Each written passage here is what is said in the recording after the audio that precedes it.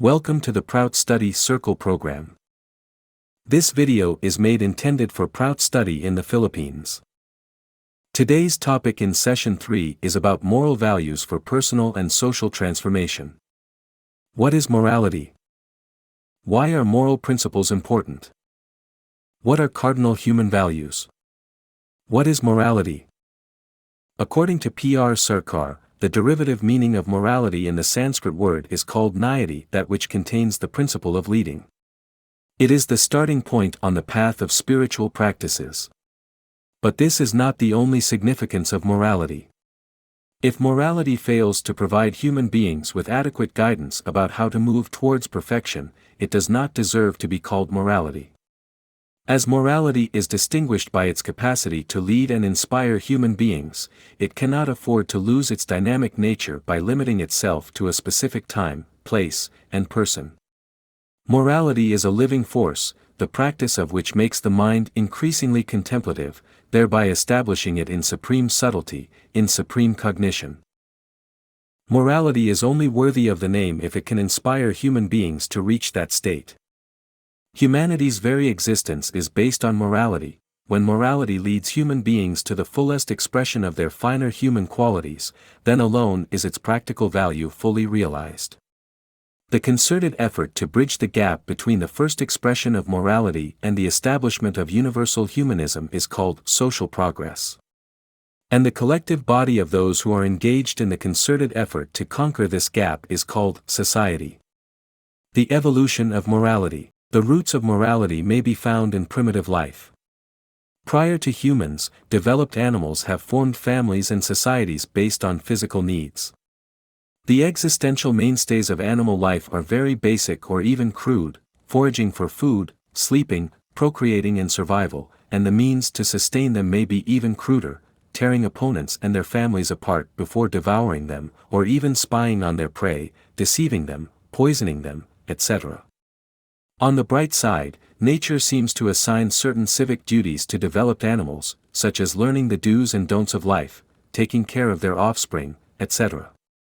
Moral development takes place within families, localities, societies, educational and other societal institutions where people evolve to think, act and deal with each other in increasingly more meaningful and rewarding ways.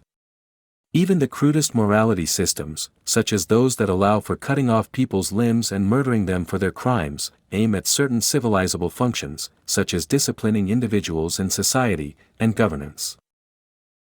Before we move on, we may add an appropriate question here: is capital punishment moral?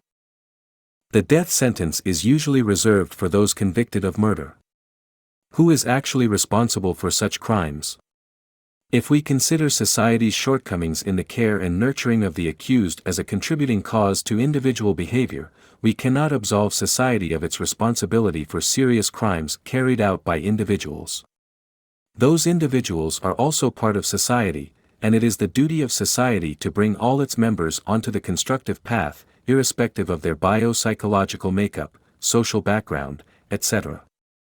Now, if neither society nor individual can be blamed exclusively, there should at least be some sharing of the responsibility for crimes, even for murder. The best approach seems to be to acknowledge that offenders are in need of correction and rehabilitation, and not punishment. As such, killing the offender is the one thing that must never take place, as it would forfeit the opportunity of both parties, the criminal and society, to be rehabilitated and make good by realizing their potentialities.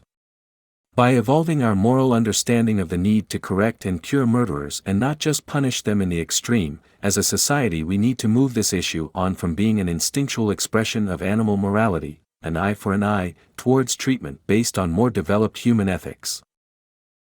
When considering the history of morality, we find that authoritative morality has worked as a twin-edged sword, sometimes cutting against vice, at other times against virtue. Moral codes have played a role in disciplining individuals and society, have been essential to developing criminal and other fields of law, and instrumental in evolving governance and creating public welfare. On the other hand, objective morality has been made to generate social disparity and exploitation. At times, cruel and inhumane standards were applied to those at the bottom of the societal ladder, whereas those at the top enjoyed quite another set of rules born out of their privileged status. In fact, bigoted morals born out of social, religious, economic and other types of dogma become the norm whenever the rule of a particular class starts to dominate the whole of society. Particular values benefiting a particular ruling class become the morality of that age. Moral development is not an isolated affair, but an aggregate of human existential, civil, and cultural developments. For the all-round development of world society and its citizens, a morality that embraces all living beings, and not only secures the interests of a few persons or groups, is required. Morality and social progress. PROUT believes that transforming ourselves and becoming examples of our ideals are an integral part of the task of transforming our planet. PROUT pursues to return the concept of morality to its proper place as a guide for truly benevolent and uplifting behavior. PROUT believes there is a widespread desire for ethical standards in social life and a yearning for moral leadership. At present, many political and religious leaders are attempting to channel this desire into narrow and dogmatic ideas of morality. PROUT moral guidelines seek to expand human minds and hearts while providing a foundation upon which a real progressive human society can be built. The 5 principles of yama, restraint, control personal conduct in relation to an external object in harmony with others. 1. Non-injury in thought, word, and deed. Respect for all living beings is basic to our conduct.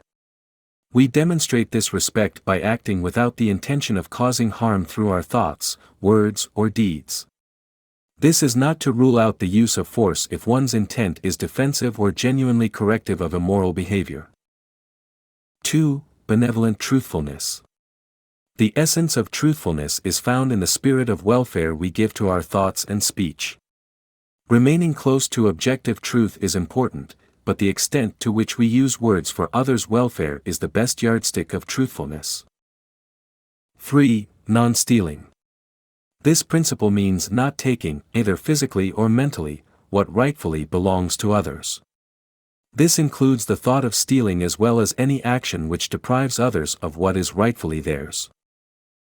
4. Oneness of all creation. Oneness is the underlying reality of all creation. By striving for that state of mind in which we are fully aware of this unity, we can overcome our negative attitudes and base our actions on a profound love for all. 5. Non-indulgence in non-essential luxuries. By limiting our consumption of luxuries, we can have more to share with others who are in greater need. Respect for the common ecological heritage of our planet and sympathy for the poverty and suffering of others reminds us that accumulation of excess wealth deprives others of the basic necessities of life. The 5 principles of niyama, regulation, control personal conduct in harmony to oneself. There may or may not be any external object. 1. Cleanliness. Cleanliness is both physical and mental. Maintaining mental purity and trying to remove selfish tendencies are as important as a clean body and environment. 2. Contentment. By striving to maintain inner calmness, we develop a feeling of contentment. This does not imply laziness or passive acceptance of unethical behavior. Instead, our inner reserve of contentment should be used for maintaining mental equilibrium and broad-minded perspective while dealing with the anxieties of daily life. 3. Selfless service. Serving others with the true spirit of selflessness is a key to overcoming barriers which separate the human race.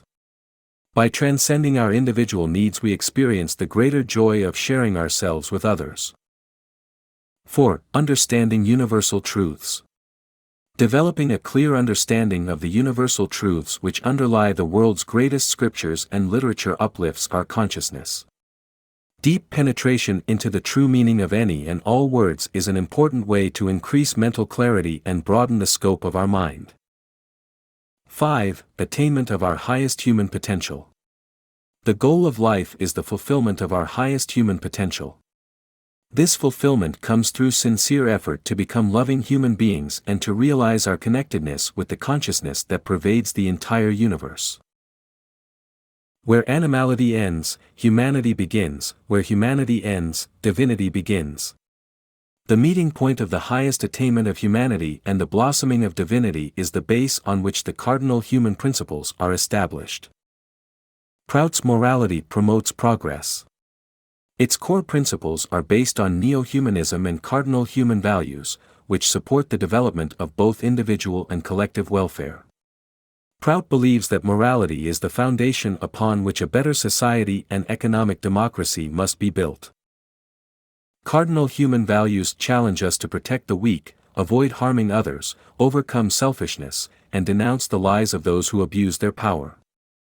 The struggles against slavery, tyranny, injustice, and poverty reflect this.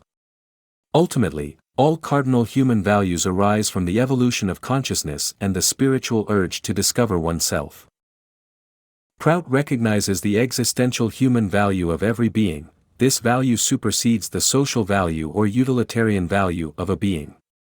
Hence every life has spiritual potential and should be preserved and encouraged as far as possible. To restore dynamic equipoise, in our communities and our personal lives, we need a clear code of moral conduct. We need to broaden our sense of right and wrong to include right living in the world. Social life must take morality as its starting point. It must take inspiration from morality. Only then will society be able to put an end to the erosion caused by divisive internal conflicts and advance toward victory.